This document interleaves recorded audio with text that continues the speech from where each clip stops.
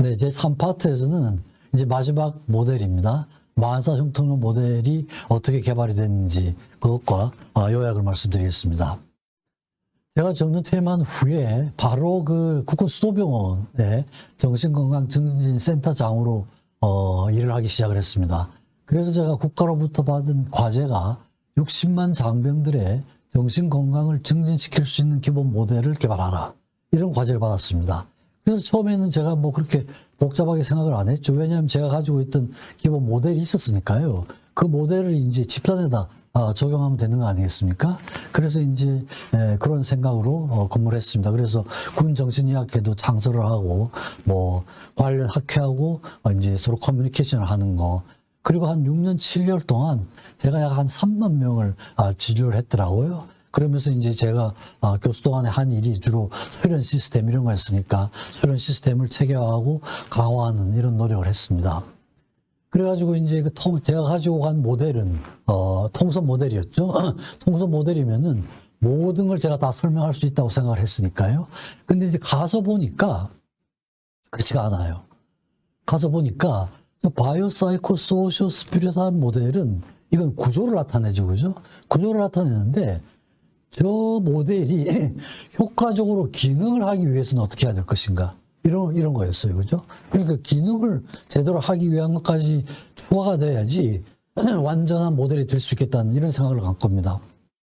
그래서 그 통섭 모델을 효과적으로 실천하는 방법을 생각을 했고 또 하나는 WHO의 개념도 웰빙이잖아요. 그죠? 그러니까 단순한 질병 없음이 아니에요. 웰빙이 실천돼야 되는 거예요. 그래야 건강한 인간, 행복한 인간을 실천할 수 있는 거죠. 그죠? 그래서 제가 거기에 긍정적인 태도, 웰빙을 실천하기 위해서 역사적, 과학적, 예술적, 철학, 종교, 문학적, 물리적 이런 태도가 적용이 돼야지 통섭 모델이 기능을 제대로 할 수 있다. 기본적으로는 여기입니다. 그래서 안녕 상태란 웰빙이라는 게 굉장히 복잡한 개념이죠. 그죠? 즐거워야 돼요. 낙관적으로 살아야 돼요. 그 다음에 아주 적극적으로 살아야 돼요. 삶의 의미를 생각해야 돼요. 자기 실현도 할 수 있어야 되고. 조화로운 삶을 살아야 돼요. 행복한 삶이죠. 그러니까 이제 WHO에서 정의를 내리는 건강 개념도 굉장히 적극적인 개념이에요. 저런 게 실천되지 않으면은 건강하지 않은 거예요. 꼭 구체적으로 어떤 질병이 없다고 건강한 게 아니라 굉장히 적극적인 개념이에요. 저걸 실천하려면 어떻게 해야 되느냐 이런 거죠. 그죠? 그리고 제가 이제 또 국군수도병원이라는 데서 병사들을 보니까 군정신의학하고 밖에서 하는 사회정신의학은 큰 차이가 있는 거예요. 사회정신의학은 환자들이 오면은 환자를 적절하게 치료를 하면 그걸로 목표가 되는 거죠. 그죠? 그다음 치료를 하면 나머지는 열심히 살아야 되는데. 근데 이제 군정신의학에서는 치료를 하고 나서 그 병사들이 자대로 돌아가서 열심히 해야 돼요. 전투력 증강이죠. 군 용어로 표현한다면, 그죠? 그러니까 치료로 끝난 게 아니라 치료를 받은 병사들이 가서 열심히 해야 되는 거예요. 치료를 받은 병사들이 열심히 안 하고 다시 병원을 왔다 갔다 하면은 오히려 군 전체로 봐서는 전투력 감소예요. 그죠? 안 된다 이거죠. 그죠? 이거 봅니다. 그래서 큰 차이가 있죠? 제가 생각한 겁니다. 치료받은 병사들이 나가서 열심히 해야 되고, 건강을 해야 되고, 이런 것까지 할 수 있으려면은 긍정심리학이 도입이 돼야 되겠다. 이런 생각을 하게 된 겁니다. 그래서 제가 긍정심리학을 도입을 했죠. 긍정심리학이라는 건 이건 이제 우울증 환자를 치료하다가 셀리그만이라는 사이콜로지스트가 처음 개발한 건데 우울증 환자를 치료를 하는데 치료를 하면 우울증은 좋아져요. 죽고 싶다는 생각은 없어지는데 재미있게 살지는 못하더라는 겁니다. 그러니까 우울증 비관주의를 약화시켜주는 거하고 낙관주의를 강화시켜주는 건 다른 트랙이라는 거예요. 별도로 시행되어야 된다는 거죠. 그래서 비관주의를 줄여주고 낙관주의를 강화시켜주는 이게 긍정심리학의 기본 입장입니다. 기본 입장이죠. 그러면 긍정적 태도를 하기 위해서는 어떻게 해야 될 것인가? 그러니까 병사들이 긍정적인 태도를 갖기 위해서는 개인적으로도 접근을 하고 집단적인 접근을 하는 거예요. 저는 그래서 병사들이 그렇게 열심히 하지 않는 걸 기본적으로는 나라 사랑이 부족하다 이렇게 본 겁니다. 그죠?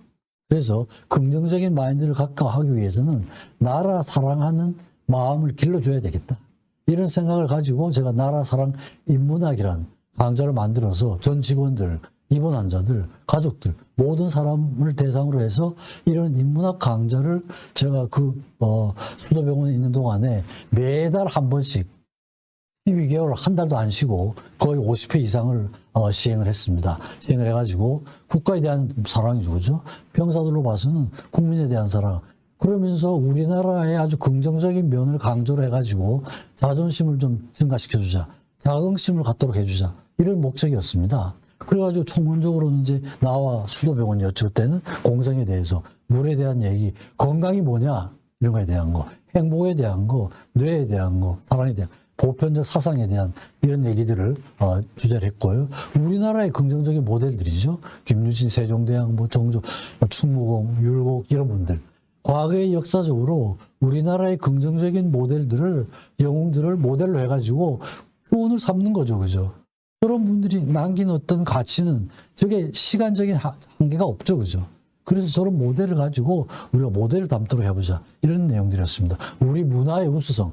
굉장히 문화적으로 뛰어난 민족이죠. 그죠? 그래서 최고의 우리 문화유산에 어떤 게 있느냐.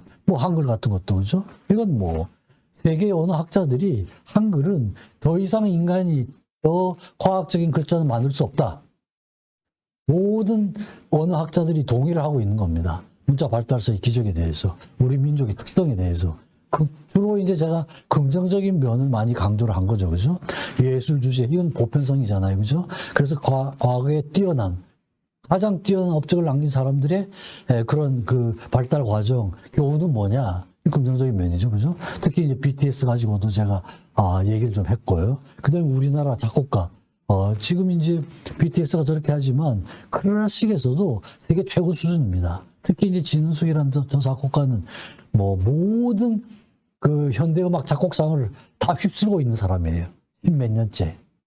세계 최고의 현대음악 작곡가입니다. 그래서 과거의 모델들, 현재의 모델들, 이래가지고 이런 사람들이 어떤 과정을 밟아서 현재에 왔는지, 그래서 상당히 교훈이 있을 거 아니에요. 그죠? 그 발달 과정, 이런 가치가 뭐냐, 이런 걸 같이 보는 이런 거였습니다. 그 다음에 이제 영적인 주제들. 저건 제 모델이 갖고 있는 영적인 거니까, 신화외기, 전통 문화와 영성에 대한 거, 또 이제 저의 그런 어떤 음악적인 체험들. 아무래도 이론적인 얘기보다는 실제로 제가 그런 음악에 대한 체험을 하면서 그게 내가 어떻게 그런 음악가들과 영적인 교류를 할 수 있었는가. 이런 거에 대한 내용들이죠. 종교하고의 관계들. 이런 내용들을 제가 쭉 발표를 했었습니다. 그래서 그런 긍정적인 모델에 대한 인간의 역사에서 그런 긍정적인 업적을 남긴 사람들에 대한 그런 내용들을 얘기를 했고요. 두 번째는 이제 역사적인 태도죠. 이거는 우리가 환자를 볼 때, 제가 이제 한 직접적인 체험입니다. 환자를 볼 때, 환자의 그 역사를 알지 못하고는 안 되죠. 그죠? 인간에 대해서 길게 보는 관점입니다. 병력, 청취력, 현 증상도 알아야 되고, 과거력, 가족력, 사회력, 개인력, 역사를 다 알아야 환자의 현재 상태를 이해할 수가 있다는 거죠. 그러니까 이제 우리가 정치가 환자를 볼 때 하는 그 과정이, 이게 꼭 환자를 볼 때뿐 아니라 정치, 경제, 사회, 문화 모든 분야에서 역사적으로 봐야 되는 거죠. 그죠? 과거부터 봐야지 현재의 어떤 상태인지를 알 수가 있고, 현재의 상태를 알아야 미래에 어떻게 할 건지 하는 걸 방향을 잡을 수가 있잖아요. 그죠? 그러니까 역사적 관점이 적용돼야 된다 이런 겁니다. 그래서 이제 저는 개인적으로 정말 역사에 관심이 많았습니다. 그래가지고 제가 어떤 책임 있는 자리에 앉을 때는 꼭 역사를 썼어요. 이건 제가 서울대학교 과장을 할 때 서울대학교 역사를 96년사였습니다. 96년사를 제가 발표를 했고, 요건 제가 학회 이사장을 할 때, 학회 역사가 100년이 됐습니다. 한국정신의학 100년사. 이걸 제가 이사장을 할 때 100년사 발표를 했습니다. 그리고 이제 소아정신과는 이제 역사가 30년. 역사가 아주 짧죠. 30년 맞이하는 해에 소아정신과 30년사를 제가 썼습니다. 쓰고, 또 이건 여담입니다만, 제가 박은호 협회 회장을 한 적이 있었는데, 제가 그 협회 회장을 할 때, 그 박은호 협회가 만들어진 지 20년이었습니다. 그리고 바그너 탄생이 200주년이었어요. 2013년. 바그너가 1813년생입니다. 그래서 바그너 탄생 200주년, 대한민국 바그너 협회 20주년 기념 행사도 하고 책자를 이렇게 기념 책자를 만들어냈습니다. 군대 가서도 마찬가지죠. 제가 정년 퇴임을 하고 국군 수도병원에 갔을 때 제일 먼저 한 일이 군진 정신의학의 역사였어요. 과거부터 지금까지 군진 정신의학이 어떤 역사적인 과정을 밟아왔느냐, 이걸 알아야 현재 내가 어떻게 해야 될 것인가 알 수 있을 거 아니에요. 그래서 제일 처음 가서 첫 해 한 일이 한국 군진 정신의학의 역사를 정리를 해서 발표를 했습니다. 그래서 그 역사적인 관점이죠. 그 다음에 세 번째는 과학적인 태도입니다. 이건 정확하게 보는 거예요. 인간에 대해서 정확하게, 병에 대해서 정확하게 보는 거죠. 이건 객관적인 관점입니다. 객관적인 관점이라는 건 편견을 배제하는 거예요.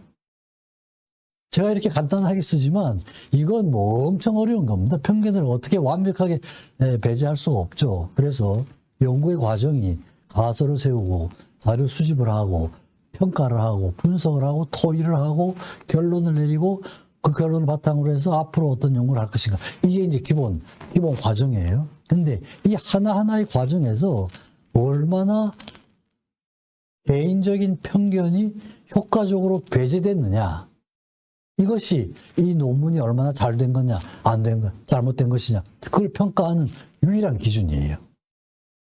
그러니까 이건 꼭 연구하는 과정이 아니라 일상생활에서도 그렇죠. 그죠? 개인적인 편견을 가지고 대하면 안 되죠. 그죠? 객관적인 관점. 객관적으로 봐야 정확하게 볼 수 있고, 정확하게 봐야 대책을 수립할 수가 있는 거죠. 그 다음 관점은 예술적인 관점이죠. 예술적인 관점이라고 하는 건 인간 내부에 이미 진선미가 갖춰져 있다는 거예요. 인간 내부는 원래 완벽한 존재라는 거죠. 그죠? 근데 그 존재가 조화로움을 잃으면서 여러 가지 질병도 생기고 문제가 생긴다는 거죠. 근데 예술적인 관점이라고 하는 건 인간 내부에 존재하는 진선미를 추구하는 그런 관점이에요. 그러니까 이제 그걸 색깔로 표현하면 그림이 되고, 소리로 표현하면 음악이 되고, 돌멩이로 표현하면 조각이 되고, 건축이 되고, 이런 거죠. 그죠?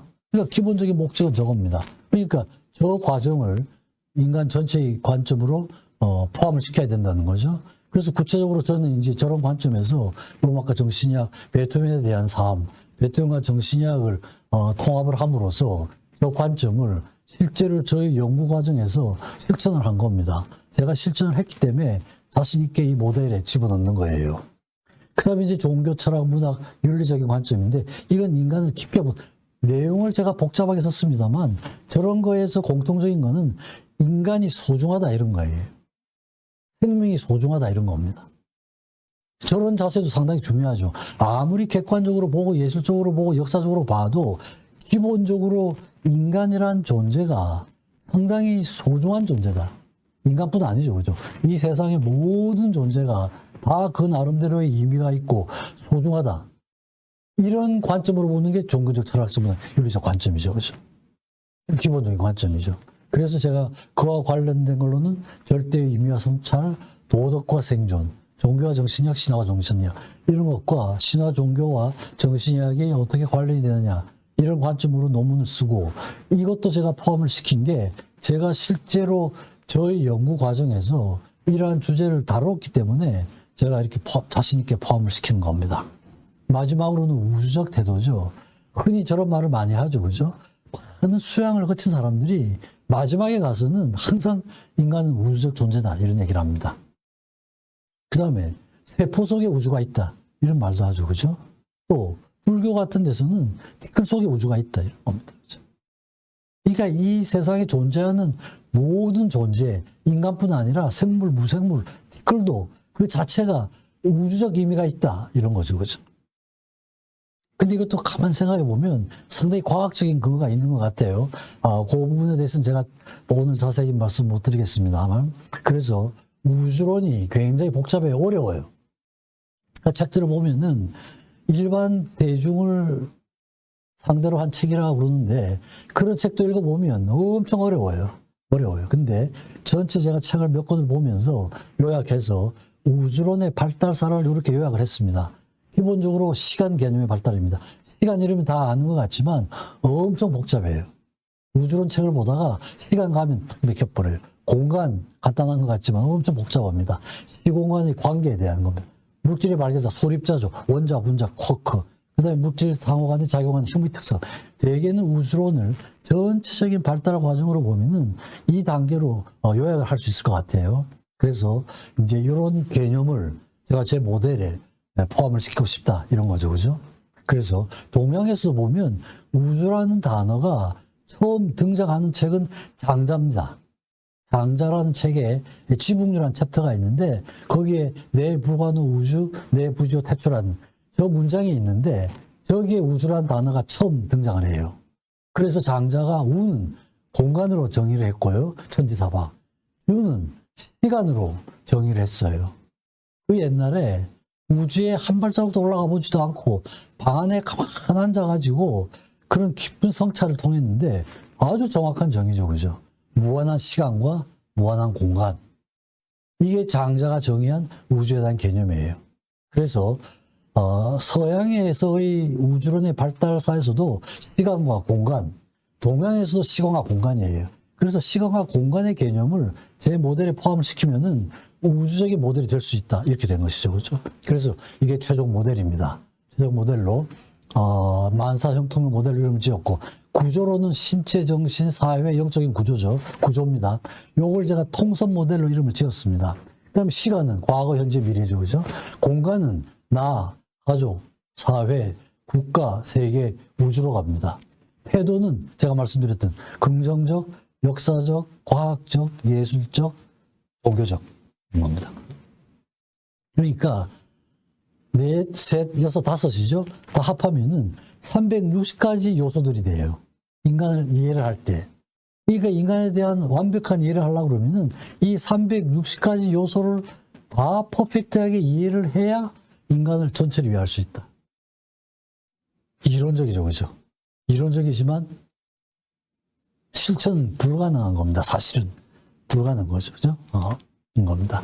그래서 제가 왜 제 모델의 이름을 만사 형통론 모델로 이름 지었는가. 이게 어떻게 보면 상당히 건방진 이름이잖아요. 그죠? 어떻게 자기가 모델을 만들어 놓고, 그걸 표준 모델이라고 그러고, 또 만사 형통론 모델이라고 그러고. 그러니까 만들어 놓고 보면은 보는 분에 따라가지고는 참 건방지다, 지나치다 이런 얘기를 하실 수가 있을 것 같아서 제가 이제 그 이름을 붙인 과정을 간단하게 말씀드리면은 우주에 4가지 종류의 힘이 있습니다. 중력이 있고 전자기력이 있고 양력이 있고 강력이 있습니다. 강력은 강한 핵력을 얘기하죠. 그래서 4가지 종류의 힘이 있는데 이 4가지 종류의 힘을 하나로 통합하려고 하는 이런 시도를 우주학자들이 해왔어요. 아인슈타인이 특히 굉장히 관심이 많았습니다. 그래가지고 쭉 노력을 했는데 여태까지 전자기력, 양력, 강력 이 3가지는 통합이 됐어요. 통합이 돼가지고 그랜드 유니파이드 테오리 대통합 이론이라는 이름으로 이름을 지었습니다. 지었고 중력이 아직 통합이 안 됐습니다.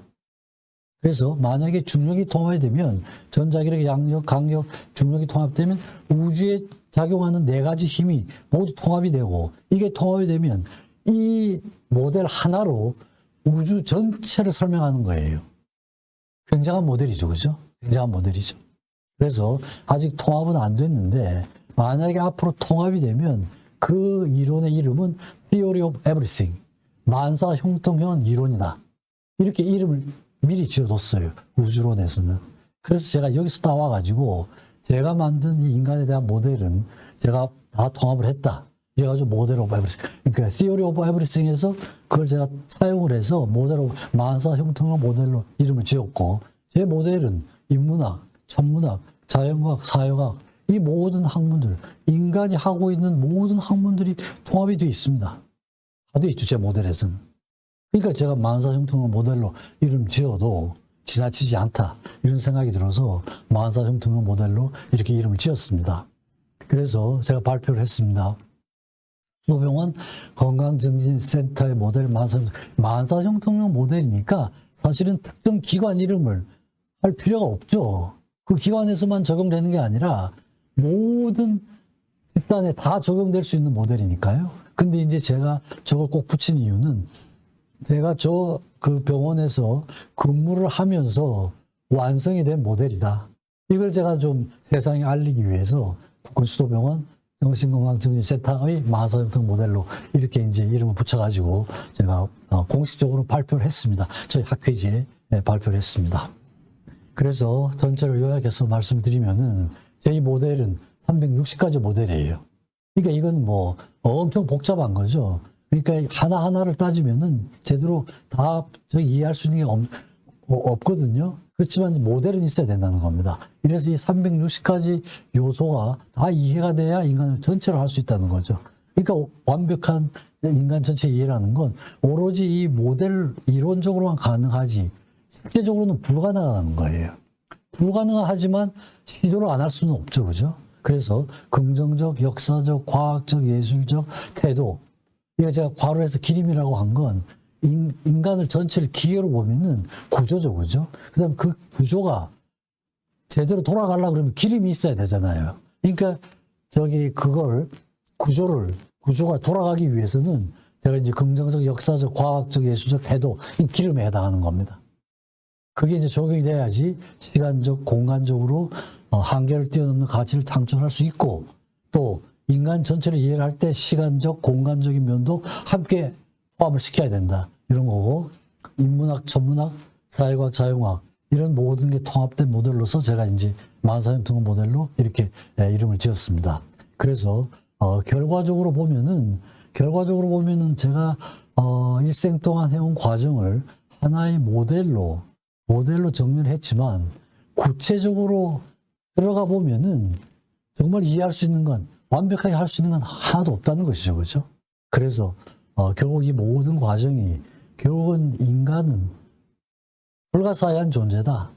전체를 완벽하게 이해한다는 것은 불가능한 것이다 하는 이런 내용에 제가 조금 더 가깝게 가지 않았을까 하는 이런 말씀을 드리면서 제 강의를 마치도록 하겠습니다. 그래서 제가 이제 동영상이 굉장히 많이 올라가 있는데 전체적으로 다른 모든 동영상들이 이 모델에 이르는 과정입니다. 그래서 혹시 이제 여러분들께서 이 모델을 마음속에 좀 깊이 담아두시면은 나머지 모델들도 조금 더 효과적으로 이해할 수 있는 그런 면이 있을 것이라는 걸 말씀드리면서 제 강의를 마치도록 하겠습니다. 경청해 주셔서 감사합니다.